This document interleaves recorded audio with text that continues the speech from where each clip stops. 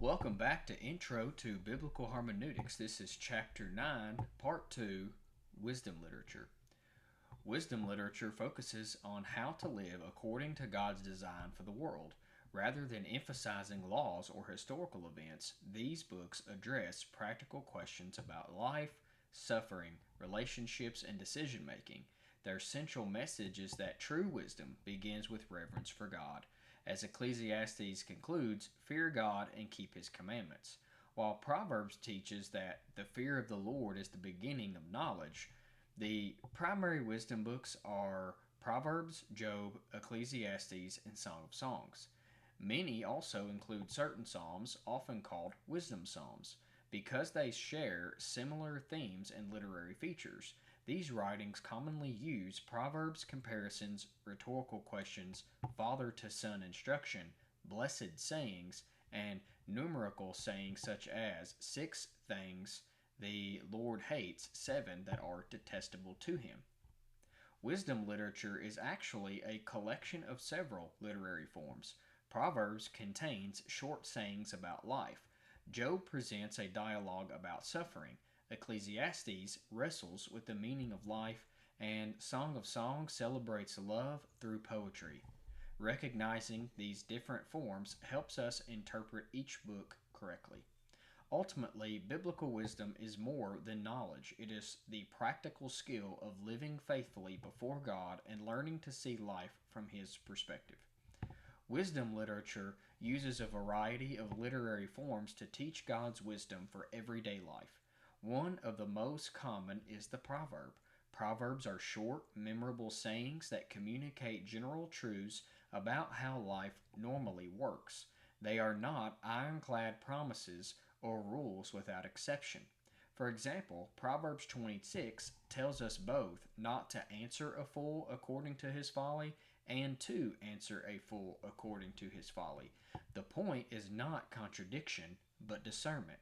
Wisdom knows when each principle applies. Closely related to Proverbs are sayings. These are observations about life and human behavior. Some teach moral lessons while others simply describe patterns we commonly see.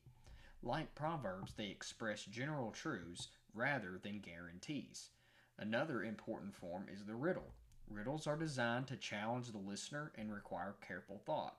Samson's famous riddle about the lion and honey in Judges 14 is a classic example. The goal of a riddle is not merely to inform, but to develop wisdom through reflection and insight. Wisdom literature also makes use of allegory, an extended metaphor that communicates deeper truths through imagery. Proverbs 5 compares marital faithfulness to drinking water from one's own well. Ecclesiastes 12 uses vivid images to describe the realities of aging. The allegories invite readers to look beyond the surface and discover the lesson hidden within the picture. Wisdom literature contains several other important forms. One is the admonition, which is a command or warning designed to guide behavior. These often include a reason for the instruction. Proverbs warns, do not crave the ruler's delicacies, for that food is deceptive. The command is followed by an explanation that reinforces the lesson. Another form is dialogue. The book of Job is one of the clearest examples, as Job and his friends debate the meaning of suffering before God himself enters the conversation. Rather than presenting easy answers, dialogue invites readers to wrestle with different questions and consider multiple perspectives. Some scholars also note the presence of onomasticia, or an organized list of names, objects, or subjects. While less obvious, these lists may help biblical writers structure their thoughts and communicate truth in an orderly way. The key to interpreting wisdom literature is recognizing which literary form is being used.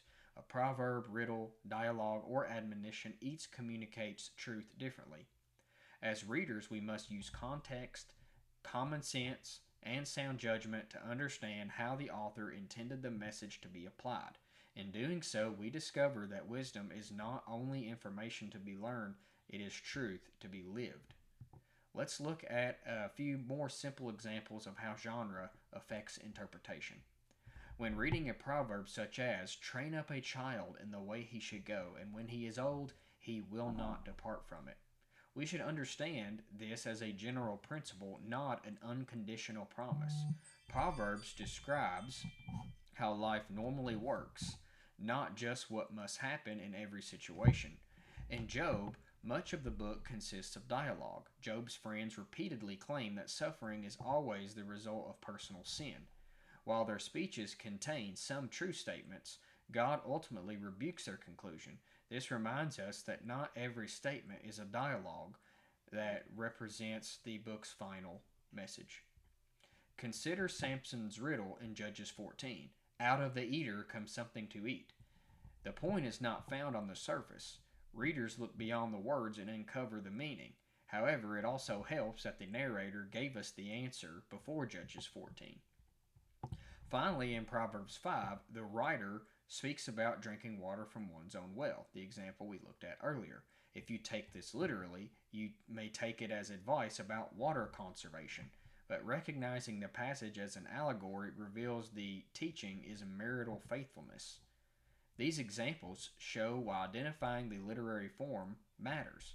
The same interpretive approach cannot be applied to every text. Wisdom requires us to read each passage according to the way it was designed to communicate truth.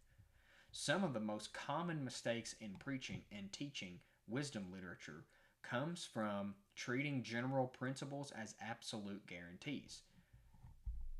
Proverbs 22:6, the example we have used a few times, often preaches that if a parent raises their children correctly, those children will never leave the faith. While faithful parenting certainly matters, the Proverbs is describing a normal course of life. It does not guarantee a specific outcome in every case.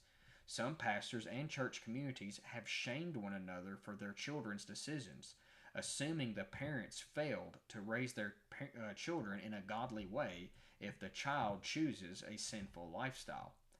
And this, in my opinion, is a shameful misuse of the proverb. Another common example is Proverbs 10:27, the fear of the Lord prolongs life.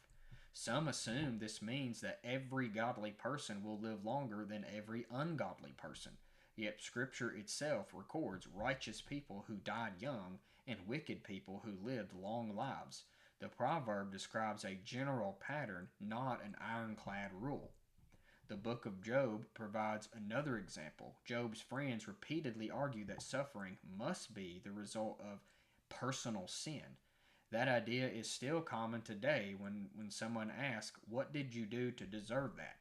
Yet the entire book of Job challenges that simplistic conclusion.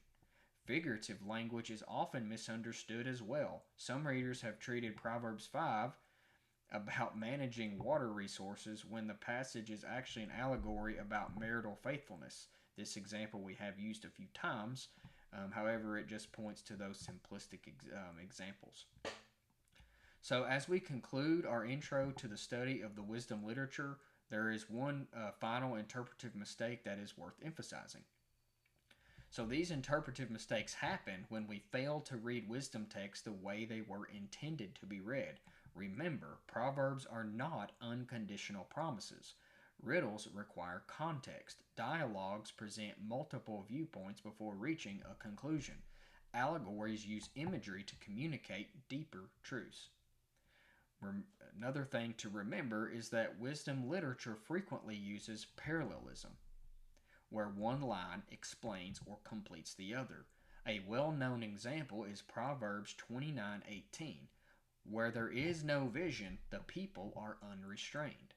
This verse is often quoted in sermons about leadership, goal setting, or having a vision for the future, whether in business or for the church.